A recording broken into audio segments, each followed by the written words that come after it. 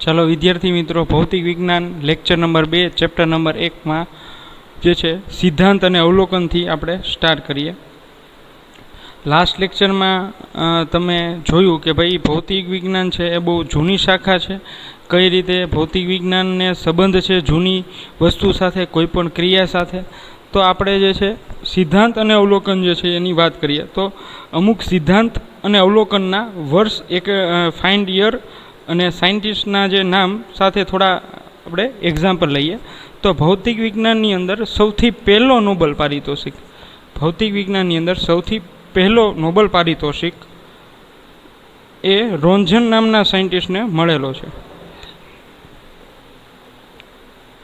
રોન્ઝન નામના સાયન્ટિસ્ટને મળેલો છે.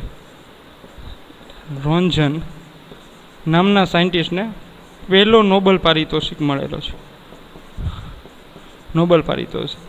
અને એ જે છે એ કઈ શોધ બાબતે મળેલો છે તો કે શોધ જે છે એની એક્સરે જે અત્યારે તમે મેડિકલ ક્ષેત્રે એક્સરે જુઓ છો. આપણે કોઈ હાથમાં ક્રેક થયું હોય, ફ્રેક્ચર થયું હોય એક્સિડન્ટ દરમિયાન, તો એ એક્સરે થ્રુ આપણને ખબર પડે છે બોડીમાં કે ક્યાં કેટલા ફ્રેક્ચર છે, કેટલા ક્રેક થઈ છે. તો એ ફાઇન્ડ કરવામાં રોન્ઝન નામના સાયન્ટિસ્ટ જે છે એ આકસ્મિક એ આલ્ફા કણનો મારો જે છે સોનાના વરખ પર, તમે 9મા ધોરણમાં અભ્યાસ કરી લીધો છે, રધરફોર્ડનો એક્સપેરિમેન્ટ છે. તો એવો જ એક્સપેરિમેન્ટ રોન્ઝન નામના સાયન્ટિસ્ટ કરતા હતા. અને એ દરમિયાન આકસ્મિક શોધ જે છે એનાથી થઈ ગઈ છે. અને એનું જે છે 1895માં આ યરમાં એને પહેલો નોબલ પારિતોષિક આપવામાં આવેલો છે. ત્યારબાદ ફિઝિક્સમાં જે છે 1901થી 1920 સુધી બહુ સારું વર્ષ રહેલું છે. એમાં ઘણા બધા નોબલ પારિતોષિક મળેલા છે. અને એક બીજી જાણવા જેવી વાત કે જે મેડમ ક્યુરી છે, મેડમ ક્યુરીને 2 નોબલ પારિતોષિક મળેલા છે. 2 વાર નોબલ પારિતોષિકથી એને નવાજવામાં આવેલા છે. એમાં પહેલી વાર જે છે એ ફિઝિક્સમાં, એક નોબલ પારિતોષિક જે છે એમને ફિઝિક્સમાં મળેલો છે, અને બીજો પારિતોષિક જે છે એને કેમેસ્ટ્રીમાં મળેલો છે. એ બંને હસબન્ડ હોય, મેડમ ક્યુરી અને પિયરી ક્યુરી, આ બંને રેડિયો એક્ટિવ શબ્દ તમે પરિચિત હશો. રેડિયો એક્ટિવ એટલે કે પરમાણુ બોમ્બ જેનાથી બને છે એવા ગુણધર્મથી ની શરૂઆત, રેડિયો એક્ટિવ શબ્દની શરૂઆત અથવા તો એના એકમથી માંડીને એનું બધું જે છે પરમાણુ બોમ્બ સુધી બનાવટ, બધી વસ્તુ મેડમ ક્યુરી અને પિયરી ક્યુરી દ્વારા આપવામાં આવેલી હતી. અને આ બંનેના આ લેબમાં કામ કરતા દરમિયાન રેડિયો એક્ટિવ તત્વ એના બોડીમાં એટલા બધા વધી ગયા કે એનું ધીરે ધીરે એનું વજન ઘટવા માંડ્યું. એટલે ક્ષય રોગ જે છે એ ટાઈપ બોડીમાં માસ જે છે ઘટવા માંડે છે અને બ્લડ પ્રેશર જે છે વધી જાય છે. અને એના કારણે એ બંને સાયન્ટિસ્ટના જે છે એ નિધન થયેલા છે. તો મેડમ ક્યુરી એને મેગ્નેટિઝમ પર એટલું રિસર્ચ કરેલું છે. મેગ્નેટિઝમમાં તાપમાન સાથે ચુંબકના જે ગુણધર્મ બદલે છે તો એ પણ મેડમ ક્યુરી દ્વારા આપવામાં આવેલા છે. તો મેડમ ક્યુરીને 2 વાર નોબલ પારિતોષિક મળેલો છે. આ બધી આપણે એકેડેમીની યરની વાત કરી. પછી એસ્ટ્રોનોમી એટલે કે આપણે બહુ જૂની વસ્તુ છે કે આકાશ દર્શન છે એ બહુ જૂના લોકો જે છે, ખેડૂતો જે છે એ પણ સ્ટાર જોઈને, રાત્રે જે છે સ્ટાર જોઈને વરસાદ કેવો થશે અને આ બધી વસ્તુની માહિતી જે છે આપતા હોય છે. તો એ એસ્ટ્રોનોમીની વાત કરીએ તો એમાં ફર્સ્ટ સાયન્ટિસ્ટ જે છે કે જે વગર એક્સપેરિમેન્ટે જે છે 15મી સદીમાં એવું કહેવામાં આવેલું કે ભાઈ સૂર્ય કેન્દ્ર છે અને એના ફરતે બધા ગ્રહો જે છે પરિભ્રમણ કરે છે. અને અર્થ જે છે એ કઈ કક્ષામાં પરિભ્રમણ કરે છે, આ બધી વસ્તુનું માહિતી જે છે એ કોપરનિક્સ દ્વારા આપવામાં આવેલી હતી. કોપરનિક્સ તો કોપરનિક્સ જે સાયન્ટિસ્ટ છે એના દ્વારા આવી બેઝિક માહિતી આપવામાં આવેલી. 15th સેન્ચુરીમાં આ વસ્તુ આપવામાં આવેલી હતી. અને આ દરમિયાન યુરોપિયન કન્ટ્રીમાં સાયન્ટિસ્ટ પ્રત્યે છોકરાઓ છે ને એક ઓર્થોડોક્સ રૂઢિચુસ્તતા હતી કે એ લોકો ખોટા છે અને એ ધર્મનો વિરોધ કરે છે. ગ્રીક પ્રદેશમાં એવી રૂઢિચુસ્તતા હતી કે ભાઈ એ જે ત્યાં રહે છે એ જ એક દેશ છે અને એક જ સમુદ્ર છે અને પૃથ્વી આખી ફ્લેટ છે. અર્થ જે છે એ આખી ફ્લેટ છે, અર્થ આખી ફ્લેટ છે, આવી રીતે સમતલમાં છે, ગોળ નથી, ઘન સ્વરૂપમાં નથી, આ ટાઈપ નથી, પણ આ ટાઈપ છે. એવા ગ્રીક પ્રદેશના લોકોનું માનવું હતું. અને કોપરનિક્સ જે છે એ એવું કહે છે કે સૂર્ય જેનું કેન્દ્ર છે અને પૃથ્વી અર્થ એની કક્ષામાં જુદી જુદી કક્ષામાં જે છે પરિભ્રમણ કરે છે. એ રીતે ચંદ્ર છે એ આ પૃથ્વીની ફરતે પ્રદક્ષિણા કરે છે ઉપગ્રહ તરીકે. તો આ જે ઘટના છે એ કોપરનિક્સમાં એણે એવું કીધું કે ભાઈ પૃથ્વી છે એ ઘન સ્વરૂપ ધરાવે છે અને એનો જે શેપ છે એ વર્તુળાકાર હોવો જોઈએ. એટલે આ બધી રૂઢિચુસ્તતા છે. તમને ડિફરન્સ આપી રૂઢિચુસ્તતા. તો આ બધા જે છે આ સાઈડનો પાર્ટ છે રૂઢિચુસ્તતાનો છે. એટલે જે ત્યાંના લોકો હતા એનામાં એવી એક માનસિકતા હતી કે પૃથ્વી વિશેનો ખ્યાલ એવો હતો કે ભાઈ પૃથ્વી એ જ્યાં રહે છે એ જ એક દેશ છે અને બાકીના સમુદ્ર છે એ એક જ સમુદ્ર છે. અને એ લોકોનું કેવું એવું માનવું હતું કે પૃથ્વી છે એ પરિભ્રમણ કરે છે, પૃથ્વી સ્થિર છે, પૃથ્વી જે છે સ્થિર છે અને સૂર્ય પરિભ્રમણ કરે છે. ખરેખર આ નિયમ પણ ખોટો છે. અને કોપરનિક્સ જે છે એને એવું કીધું કે સૂર્ય છે એ કેન્દ્ર છે, કેન્દ્રમાં રહેલો છે, અને જ્યારે પૃથ્વી જે છે એ સૂર્યની આસપાસ પરિભ્રમણ કરે છે,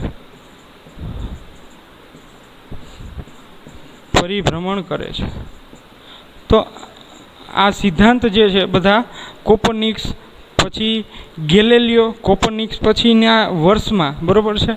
એટલે ગેલેલિયો નામ તમે સાંભળ્યું હશે. ગેલેલિયોના પણ ઘણા બધા એક્સપિરિયન્સ છે.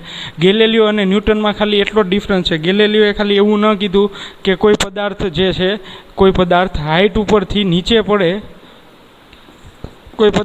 ઉપરથી નીચે મૂકવામાં આવે તો એને ગુરુત્વાકર્ષણના કારણે નીચે આવે છે, એટલો જ શબ્દ નથી બોલ્યા. એ ખાલી એવું બોલે છે કે હવાનો અવરોધ. જો હવાના અવરોધના રિપ્લેસમેન્ટમાં ગુરુત્વનો શબ્દનો ઉપયોગ કરેલો હોત તો એ સાયન્ટિસ્ટને બધા એવોર્ડ જે છે, બધી શોધ માટેના જે એવોર્ડ મળેલા હોય એ બધા ગેલેલિયોને મળે, પણ એ ચોક્કસ રીતે વ્યાખ્યા આપી શક્યા નહીં. એટલે ગેલેલિયો ત્યારબાદ કોપરનિક્સ બાદ જે છે એ ગેલેલિયો. એ સમયમાં છોકરાઓ ઘડિયાળ પણ નહોતી, ટાઈમ જોવા માટે ઘડિયાળ પણ જે છે એની શોધ નહોતી થઈ. અને એ દરમિયાન આપણા જે ડૉક્ટર જે છે એ આપણે કેમ હાથ પકડીને ધબકારા, સ્નાયુના ધબકારા ઉપરથી એ ટાઈમ જે છે એ લખતા અને ગતિના નિયમો અને એ બધી વસ્તુ જે છે આપતા. તો ગેલેલિયો જે છે એવું કહે છે કે કોઈ હાઇટ પરથી કોઈ વધારે દળ ધરાવતી વસ્તુ નીચે પડે અને ત્યારબાદ એટલી જ હાઇટ પરથી કોઈ ઓછા દળ ધરાવતી વસ્તુ નીચે પડે તો બંને પદાર્થો માટે લાગતો સમય સમાન હોય છે.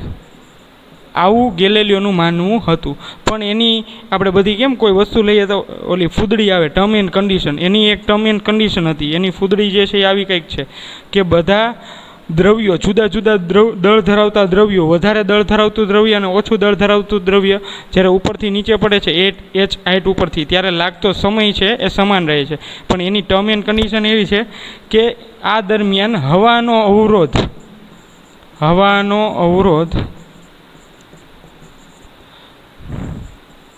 દૂર કરવામાં આવે ત્યારે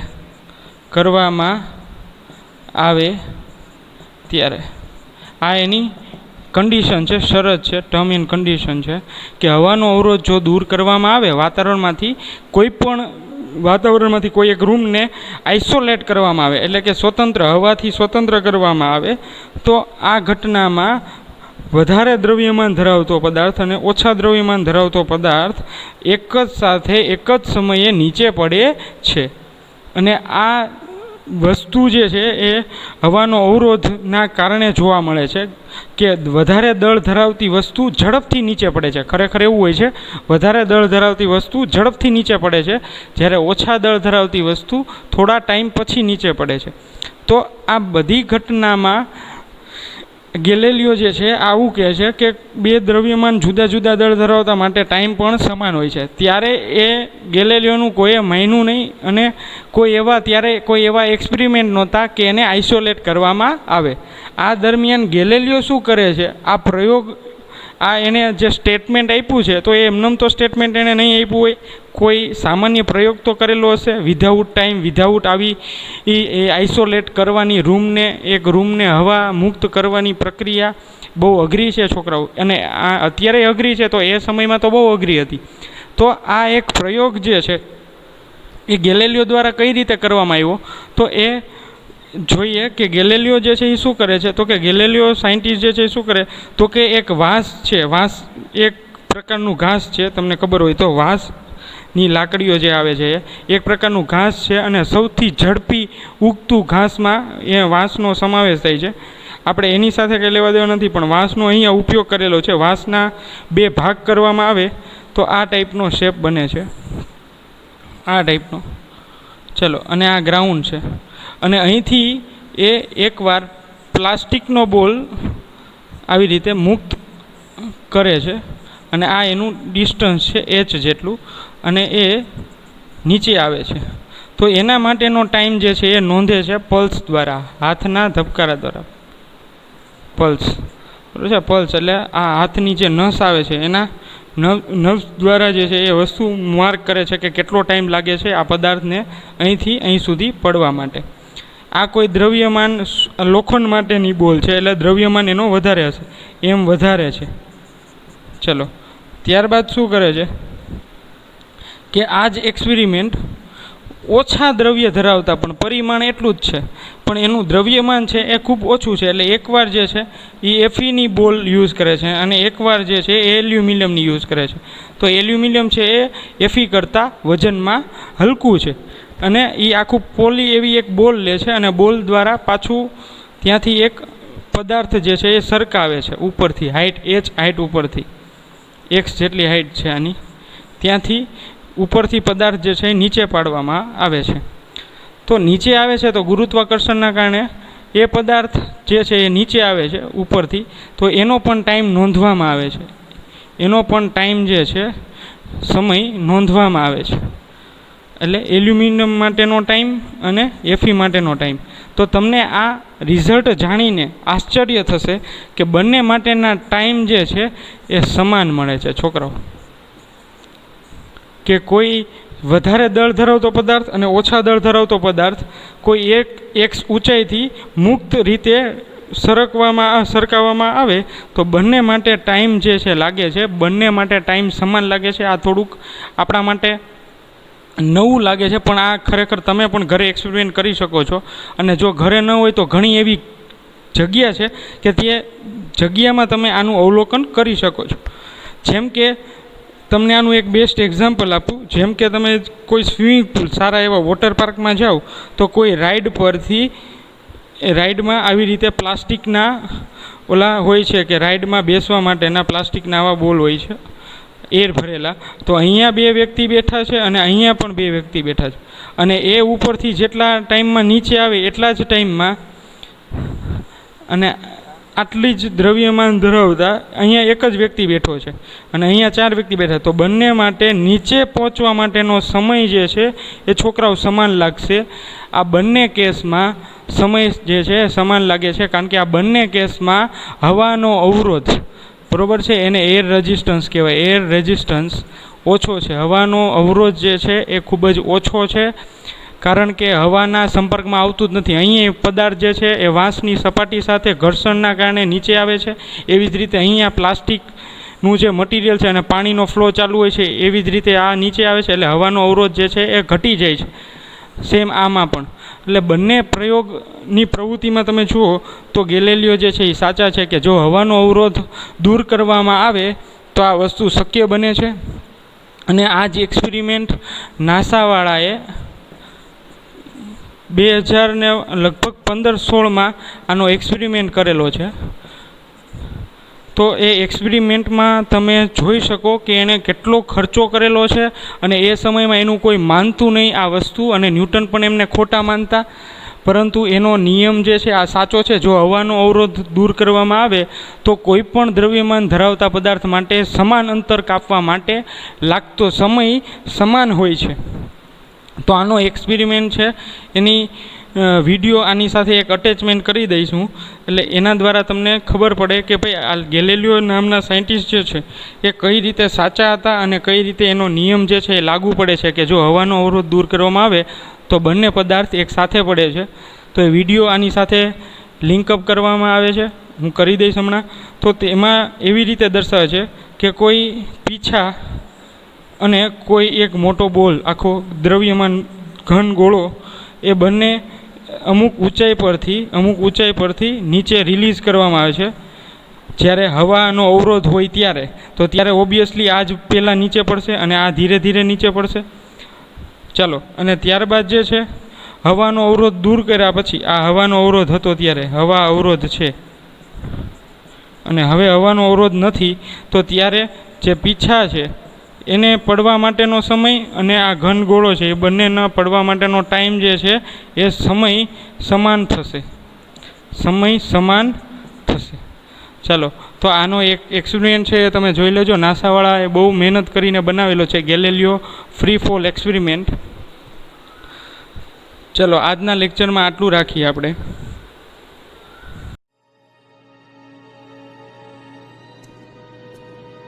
This is NASA's Space Power Facility near Cleveland, Ohio, and it is the world's biggest vacuum chamber.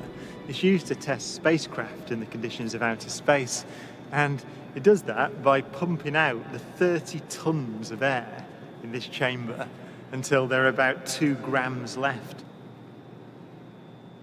And it's kind of got an eccentric construction, which is part of its history. It was built in the 1960s as a nuclear test facility to test nuclear propulsion systems, and that meant that they built it out of aluminium to make the radiation easier to deal with. Aluminium is not the best thing, the strongest material to build a vacuum chamber out of. So they built an outer concrete skin, which is part radiation shielding and part an external pressure vessel, so that this thing can take the force that's present on the outside when it's pumped out to the conditions of outer space.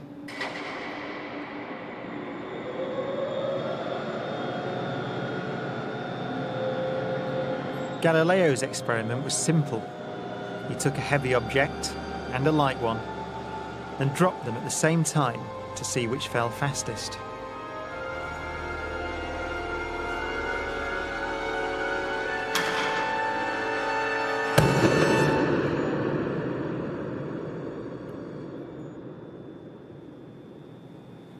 Now in this case, the feathers fell to the ground at a slower rate than the bowling ball because of air resistance.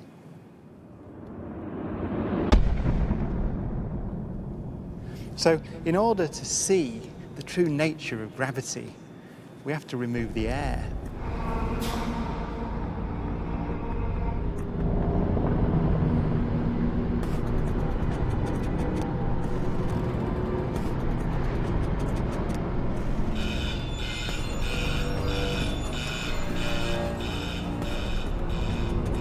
It takes 3 hours to pump out the 800,000 cubic feet of air from the chamber. Okay, we dropped 2 Militor in the last 30 minutes. But once it's complete, there's a near perfect vacuum inside. 6104 manual, 10% open. Station 1, go for drop. PCB 30-1, pressure set point at 240 psi. We are go for drop. 10, 9, 8, 7, 6, 5, 4. Cameras on. 2, 1. Release.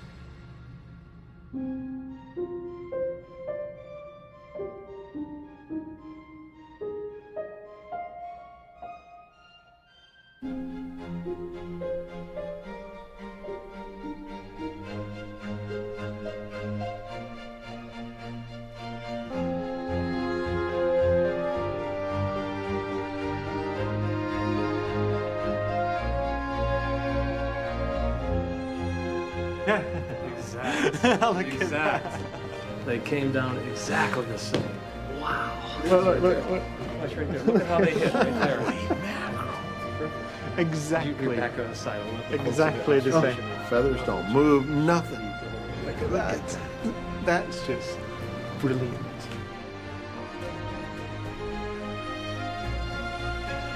Isaac Newton would say that the ball and the feather fall because there's a force pulling them down, gravity. But Einstein imagined the scene very differently. The happiest thought of his life was this. The reason the bowling ball and the feather fall together is because they're not falling. They're standing still. There is no force acting on them at all.